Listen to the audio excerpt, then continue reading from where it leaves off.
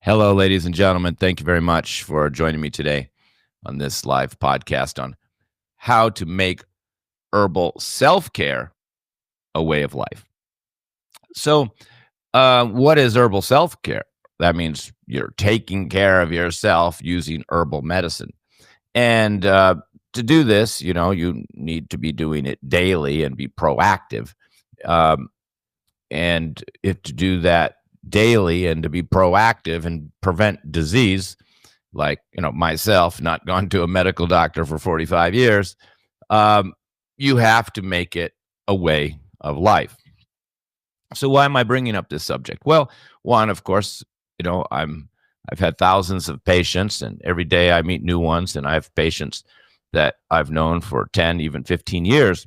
So I learn from the patients as well, and this podcast is hopefully to help even my own patients, or particularly my own patients, to understand the how to make herbalism or self-care a way of life. And why do I say that? Because nobody thinks like that, um, except, of course, myself.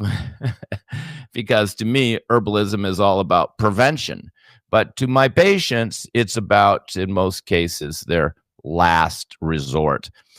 Generally, when people get a health condition, bad arthritis, high blood sugar, an autoimmune condition, even a cancer, or high blood pressure, or any cardiovascular condition. I mean, most of the time they're going to the doctor to get that information. So they start there or they had pain or inflammation in the intestines, like ulcerative colitis, where you're bleeding from the rectum, or you're having bleeding from your urine. There's blood in your urine. So they go to the doctor to get the diagnosis. And then there's a split, of course, in people's choices. At that point, one path will say, well, let me go home and do a lot of research on YouTube and treat it myself, because they don't want to take the medication, or the surgery, which is understandable, because the third largest cause of death in the United States is medical treatments, including surgery and the adverse effects of medication. So it's definitely understandable why people would be concerned and go home and go on social media and YouTube and be searching for answers for sometimes a couple of years, and trying different supplements. Unfortunately, most of the people online are just the blind leading the blind, people who research on the internet and then just repeat it to you, and they're not in private practice, or they don't have any training besides maybe just a little nutritional training, or a chiropractor or an MD, but none of these are fully qualified to treat these advanced conditions, because herbalism and herbs are the ancient form of healthcare. I mean, there's other beneficial things we can get, infrared treatment, we can get ozone treatment, but past times, it was all herbs, Chinese herbs, Indian herbs, South American herbs. That's what they've been using since the beginning of time to treat health issues. So if you're not taking herbs for your health issue, then it's going to be hard to reverse it. And unfortunately, a lot of people get suckered into buying expensive supplements and vitamins. And of course, they're always tricked by the easy cure. Just take this one herb, just do this one thing, just have baking soda with lemon will treat everything, apple cider vinegar. So they go through this phase. I mean, it can last years, where they're trying all these things that they see online. And then they may come to me. But at that point, it's advanced. The condition has got worse. Maybe they've had some success or minimal success. Or maybe they've been able to suppress the symptoms, for arthritis. You can take, CBD and you don't feel it, but you haven't really treated the arthritis. You haven't reversed the condition. So people do sometimes manage their condition better by, okay, now I'm not having any dairy. Now I'm not having any wheat. They do these radical things, but they really haven't reversed the condition. And often the condition is still progressing. They're just, avoiding all these foods and, doing certain things to at least keep it from getting worse or having the symptoms. But eventually, in most of these serious health conditions, which I'm speaking about, I'm not speaking about just a urinary tract infection or a little gallbladder congestion or a cold or flu. I'm talking about serious chronic health conditions. Eventually, they're unsuccessful, and then they come to me at the end. So now they've been, and even by the time the doctor diagnosed you, that's already advanced at that point. I mean, I can diagnose health problems years in advance, as per Ayurveda. In Ayurveda, we have 6 levels of disease, and only the 5th level do you even see the side effects, or does it manifest? The disease is manifesting now. Now you can see it. But Ayurveda can see the imbalance in the 3rd stage, and definitely in the 4th stage, we can see the signs and symptoms, even though the condition hasn't fully manifested. So, and this happens to me all the time. I tell people, oh, you have degenerative bones. And they don't believe me. And then 5 years later, they fall, break their hip, and they had degenerative bones for some time. But, because we're not going by the blood work, I can look at your fingernails and see if your bones are degenerative or not, or your teeth. So an Ayurveda is very sophisticated in its diagnostic approach, so we can see things before they actually manifest into disease. So by the time you go to the doctor, it's already in Ayurvedic terms, the 5th stage. The 6th stage is now it's damaging your tissue. It's even more advanced. So you're already in the late stage by the time you go to the doctor. And then if you choose that path not to take any medication, then and just, try fads and smoothies online and things like that, then it's really still progressing along. So by the time the people come to me, it's advanced. Now, the other path that people take is, of course, they take the medicine. And sometimes they even do the surgery. Like this week, I had a woman who had her uterine fibroids removed over a year ago, and they all came back, and she doesn't want to do the surgery again. So sometimes we've had people who've had tumors removed, and now they're coming back. So surgery isn't always, a cure. If there's a pathology that led to these growths, and you didn't stop the pathology, then it's just going to come and happen again. So then they come to me. But in most cases, the people will take the medication, their diabetic medication, and then after 5-10 years, they have the side effects. Of course, for men, the side effect is often poor sexual performance, which gets them in the door.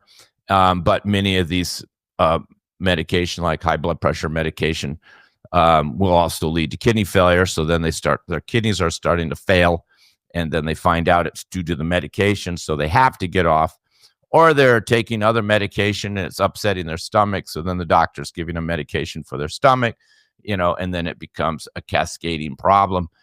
Some pain medication will leave you constipated, and then they're taking medication for that. Some medication will make you dizzy or lightheaded. And sometimes they have to take more medication for that. So they go down that medication route, and this can go on for even up to 20 years. And then the side effects come, and then they come to me. Again, nobody stopped the pathology. Nobody stopped the habits, the food that they did originally to create the problem. I still get diabetics drinking soda pop. I still have people with high cholesterol and fatty liver eating steaks, and I still have people with insomnia drinking coffee. So nobody stops these causes. And of course, people with inflammation in the colon, nobody's stopping the tomatoes or the hot spices that cause the problem. So it kind of creates a dependence on the medication. And so as long as they're taking the meds, they can kind of, let's just say manage it. But they haven't reversed it, because the day they don't take the med, the blood pressure goes back up, the inflammation in the colon comes back, and, the blood sugar spikes again. So they never manage it. So that's probably the most common path people take, is take the medication, take it for 5 years, 10 years, and then they'll get online and when they start get the side effects of the medication.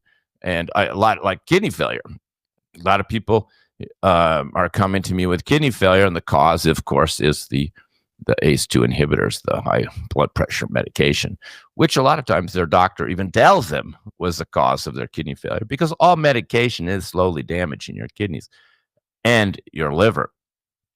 So when people learn that this medication is creating these other symptoms, it could be dryness, could be low libido, could be headaches, and now their kidneys are creatine, GFR, kidney numbers are deteriorating, and then somebody tells them, well, that's because of the medication you're on. Now they have this motivation to get off the medication after taking it from 5 to 20 years.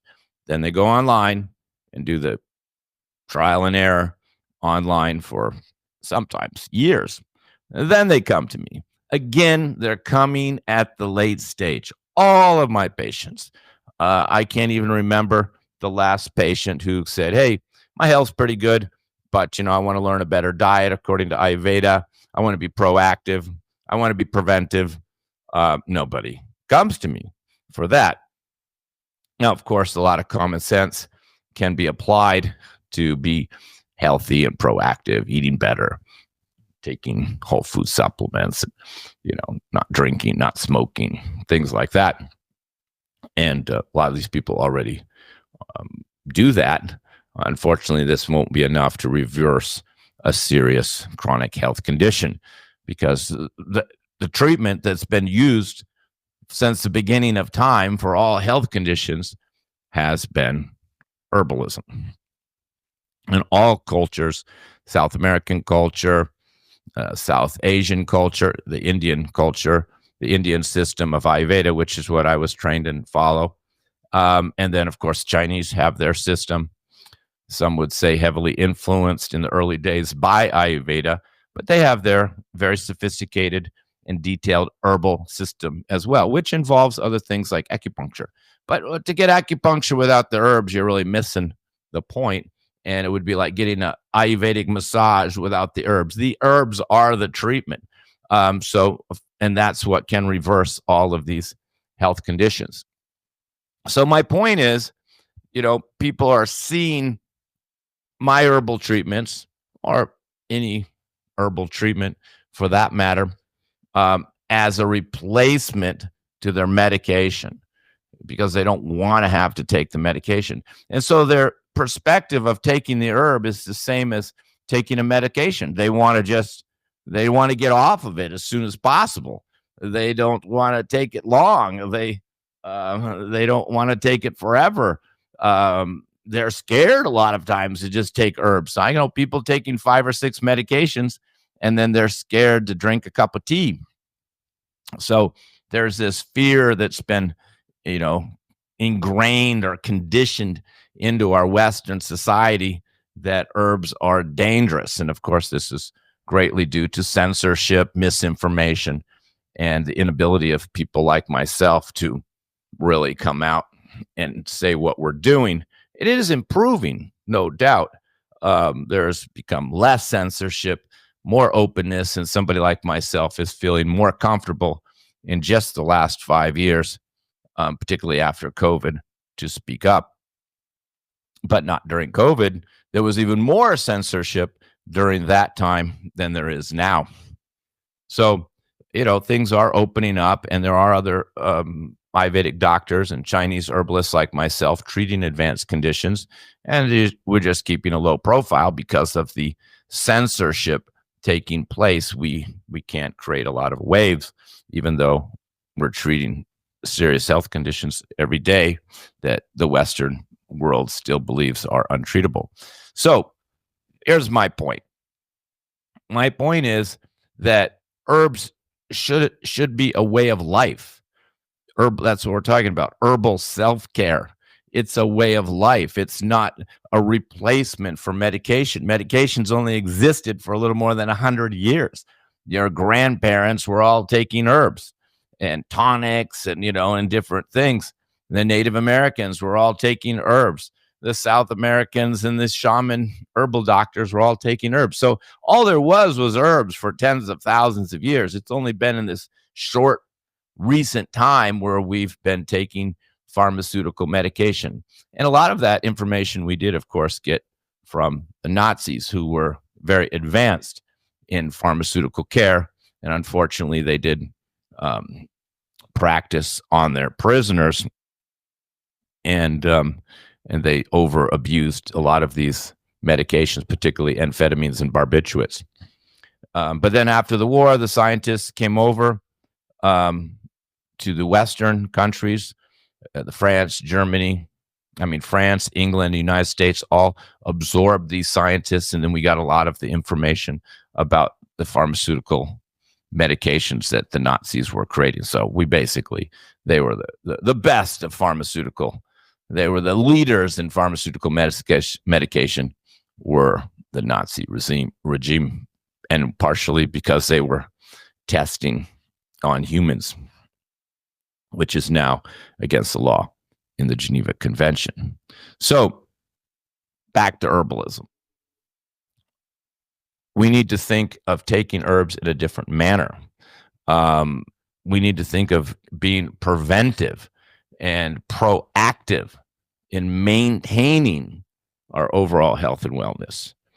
So I'll repeat that.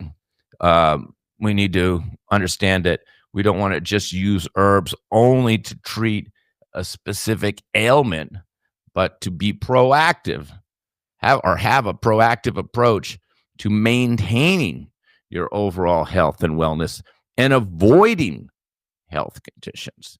It even goes as simple as a common cold. When I get like a little sore throat, I start taking my cold and flu tea, and by morning I'm fine. But unfortunately, most people, they don't take that quick proactive approach, and then it's worse in the morning, then it's worse, and then maybe they have pneumonia, and then they go to the doctor, and then they're home in bed, and then they call me, and then I send them the herbs for respiratory infection and can knock it out in a couple days. Again, always waiting too long when they should just be sitting there at home with some immune tea during the winter time, drinking your immune tea. Many companies, including myself, we make immune tea. My 19-year-old son sells immune tonics.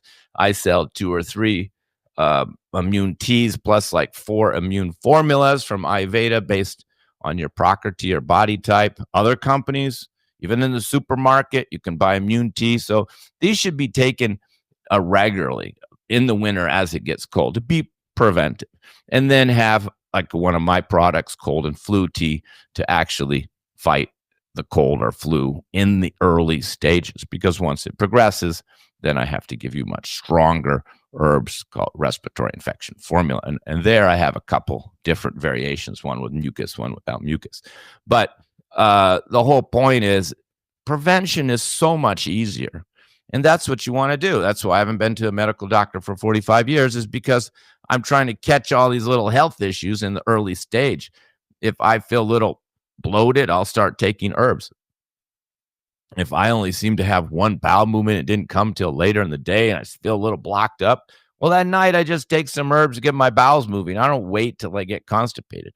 I'm sleeping great now these days, but there's some times where I'm lying in the bed and I'm not sleeping, so I just start taking my sleeping herbs. When I travel, I get more constipated. When I travel, I need sleeping herbs when I'm on the other side to kind of readjust to the time change. And I'm taking herbs all throughout the day. It has to become a way of life. You brush your teeth. It's a way of life. So, I get up in the morning, I brush my teeth, wash my face, throw a little water on me, clean my tongue. And then, first thing I do is go right in the kitchen, heat up the water, and start taking my herbs, or even just start preparing them. Often get a couple cups and put like a few out, one for morning, one for afternoon, and then maybe just one later. So in between appointments, I can walk up to the kitchen and there's already the next cup ready. And I also have like little herb capsules sitting on my desk. I've got little herb formula here for my brain and memory tonic. And it's almost empty. And sometimes I just get that and just dump it in a tea. Whenever I go for a drive, I make a cup of tea. Whenever I start a webinar, I have a cup of tea.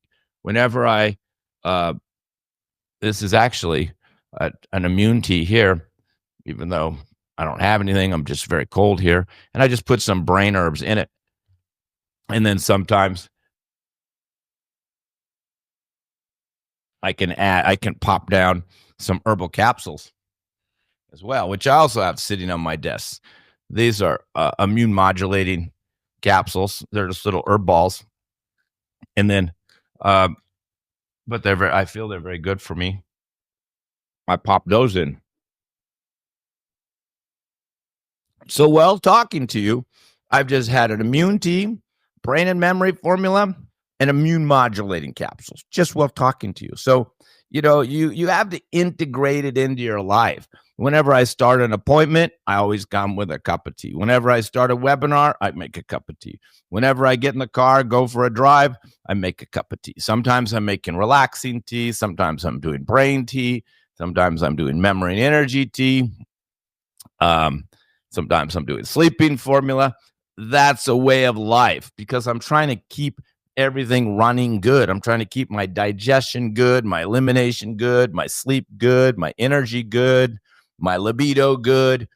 So there's herbs that can be taken for everything. And that's what you want to do. You want to make it a way of life. Don't wait until the health problem comes. Don't wait until your little sore throat develops into pneumonia. Catch it in the beginning, drink your immune tea all winter long, and then you don't even get the sore throat. That's just a good example. But even with arthritic pain, in the early stages, start treating it. But unfortunately, in our society, we think things like urinating at night, joint pain, these are part of aging. Well, that's completely incorrect.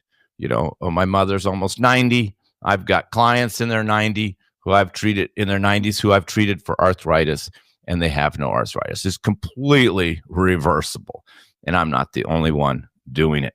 And just taking, white willow bark or CBD or one herb isn't going to do it. There's many causes to arthritis, and those have to be identified.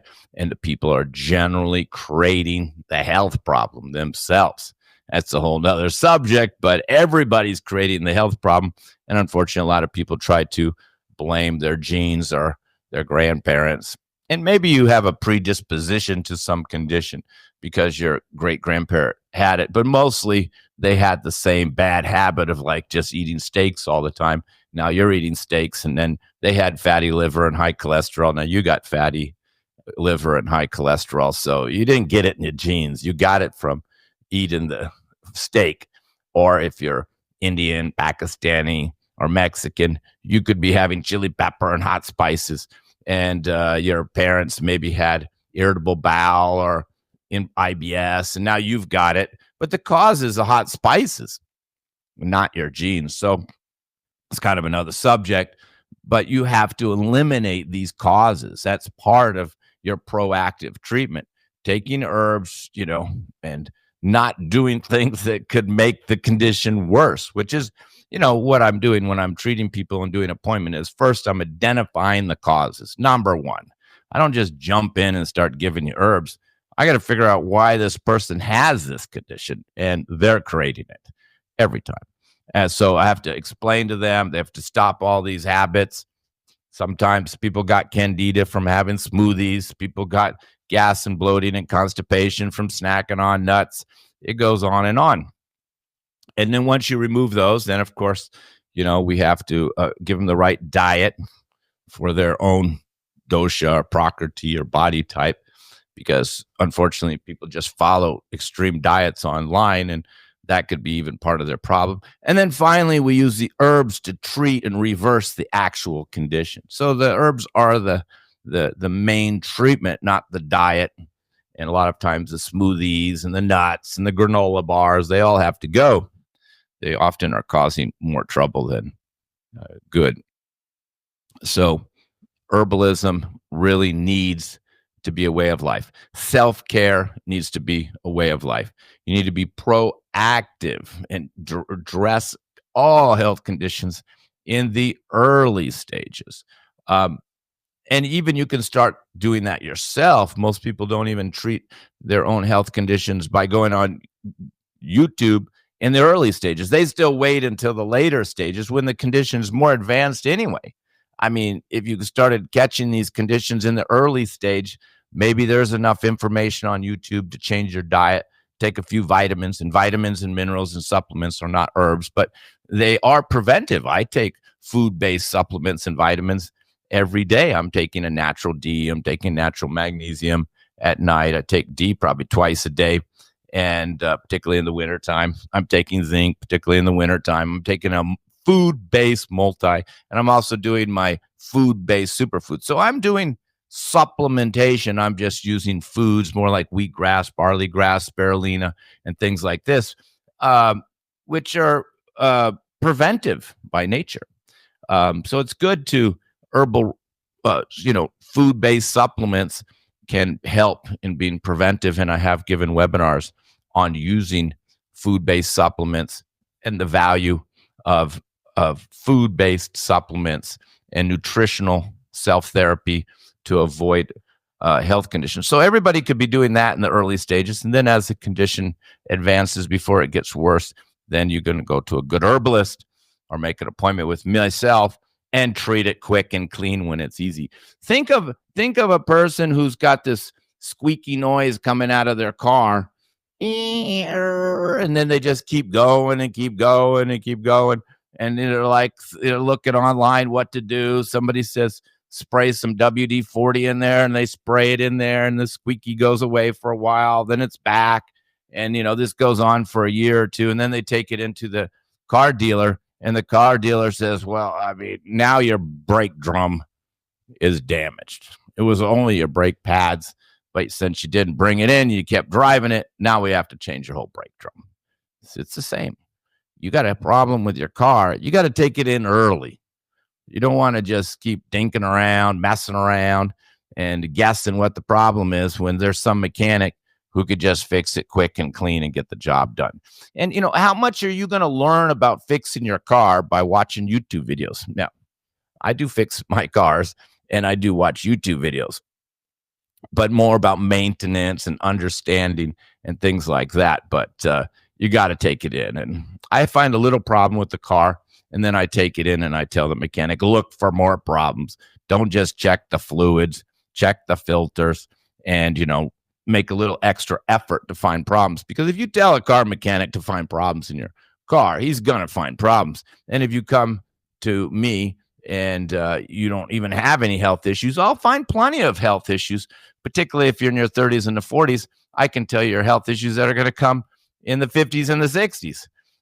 Just like a car mechanic will tell you, if you don't do this, you're going to have a problem in another 100,000 miles.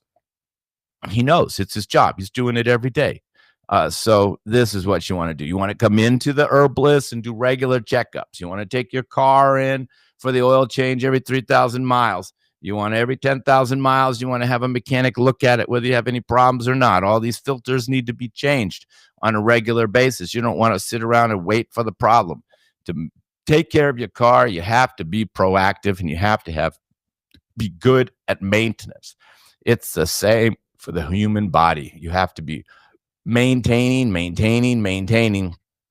and be proactive and quickly resolve health problems before they progress. And then and think of yourself as taking herbs all the time. A lot of my patients, they took the herbs when they had the health problem, like, they had the high blood pressure and the arthritis. So they were kind of motivated to take the herbs because they had the pain and they didn't want to take the med. So they were all motivated. And then, eventually the herbs improved their cardiovascular system. The blood pressure came down. They didn't need the herbs. Their arthritis went down, so they stopped the herbs. And then you give them 5 years later, they're back with another health issue, or the same health issue just came back again. So because they think of the herbs as like a treatment and they're done. No, you have to make it a way of life. I mean, if you've had arthritis bad once, you're probably going to have to take some herbs just to keep it in check and follow that diet that I gave you to avoid the inflammatory substances which created the condition in the first place. And if you have trouble sleeping, you could be taking sleeping herbs your whole life. I've been taking those brain herbs for 30 years. I've been taking certain herbs for 30 years. I've been taking colon herbs for 30 years, not every night, but pretty regularly. So it's not like a bad thing that I have to take colon herbs or sleeping herbs or brain herbs. The brain herbs are mostly for prevention, and they definitely make me feel more sharp and clear. And sleeping herbs, I only need them sometimes, but the herbs are not going to hurt you. They're just ground up plants, barks, leaves, and they're full of vitamins too. So you can be taking herbs all day and you're going to get all these vitamins and nutrients. People don't think about that. They don't realize that when you take herbs morning, afternoon, lunch, and evening, you're taking like big doses of vitamins in natural form because they're all plants. They all have vitamins. We do have some products like we have superfood nutritional tea with nettle and horsetail and alfalfa. These are herbs that are known to have a lot of nutritional content. And we just put some peppermint and spearmint in it. You can give it to kids and they can drink it and get a lot of vitamins and even feel some energy from these. So all herbs have nutritional value. So they can be taken long-term and they're not going to hurt your liver or your kidneys. If you've had gallbladder attack in the past, you're probably going to have to not only be careful with the diet, no fried foods, no hamburgers, no steaks, but you're going to have to also be probably sipping some liver tea, gallbladder tea, or at least be having dandelion tea 1 or 2 cups a week, probably for the rest of your life. And there's some people that just are born with certain weak digestions and get constipated easy, and they're probably just going to have to keep taking herbs for the rest of your life to keep those bowels moving. And many people say, well, if I follow the diet you gave me, I don't have the gas, the bloating, the constipation, but I can't always follow it. Sometimes I'm traveling, and then you have to take the herbs to compensate. So that's how it becomes a way of life. You're seeing the herbs as a positive thing, not some treatment only for your ailment, but you're taking them to just keep your whole system going. Kind of like I have an old car and I put these fuel additives in the fuel, and that keeps the carburetor clean and cleans it out. So it's like herbs are like that. You're adding the little additives, to your diet to keep your liver moving, keep your bowels moving, keep your brain sharp, keep your circulation good, keep your immunity strong. And they're like little food additives that are herbal additives you're adding into your diet to improve and prevent, improve your overall health and prevent other health issues. So that's what you need to do. Make herbalism a way of life. Keep drinking your sleeping tea if you need it. I mean, I've been drinking green tea since I went to Japan in 1980s, and now I sell mini teas with different green teas in it. So, that's like 40 years of drinking green tea, but that's kept me off of coffee. And green tea is anti-inflammatory.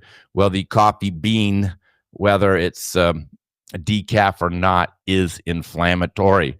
So if it wasn't for green tea, I'd probably be addicted to coffee. And so that's been helping me a lot. So I've been taking herbs, my entire adult life. And that's how I'm staying healthy and young and vigorous and out of the doctor's office, out of the hospital, and being, of course, hopefully a good example, living as making herbalism a way of life, making herbal self-care a way of life. That's what you want to do. And that's why I sell my products on herbmanteas.com. Herbmanteas.com is selling over 200 of my products. And now my patients do buy the products there that I already prescribed to them. But the real purpose is so you can be buying digestive formulas, sleeping formulas, immune building formulas and teas to be proactive and to allow these herbs to become a way of life and not just be running to me when you've got a serious health condition and you have to then now take more advanced formulas, custom formulas, because your condition's so advanced. If you just buy these herbs on a regular basis and take them on a regular basis, you will see your health will improve very quickly, even 1 year. I've had people with cancer or serious conditions, and after they were done, said, not only did the doctor say that my cancer is gone, there's no trace of it anymore, my skin's better, my energy better, my bowel movements are good, my digestion's good, and I lost 10 pounds. So it's not like take this herb and your cancer's gone. You have to treat yourself holistically. So you have to be taking other herbs as well. Like, you're not going to get rid of your cancer if you can't sleep. So, because you need the sleep to restore and rebuild yourself. And people always look for, like, oh, just take this apricot seed and you're going to get rid of your cancer. I don't think so. If you're not sleeping, you're not going to reverse your cancer. So you need to keep yourself sleeping, keep the bowels moving, keep the digestion going, and stay away from medication and stay healthy. Okay, I hope that helped you. Hope that helped you understand how to make herbalism a way of life and what is herbal self-care. And I wish you all the best. And of course, if you have any serious health condition, then do schedule an appointment with me, and I'd be happy to identify why you have the health condition, give you a therapeutic, individualized diet, and of course, herbal remedies to reverse the condition. Thank you very much, ladies and gentlemen. I wish you the best of health and happiness.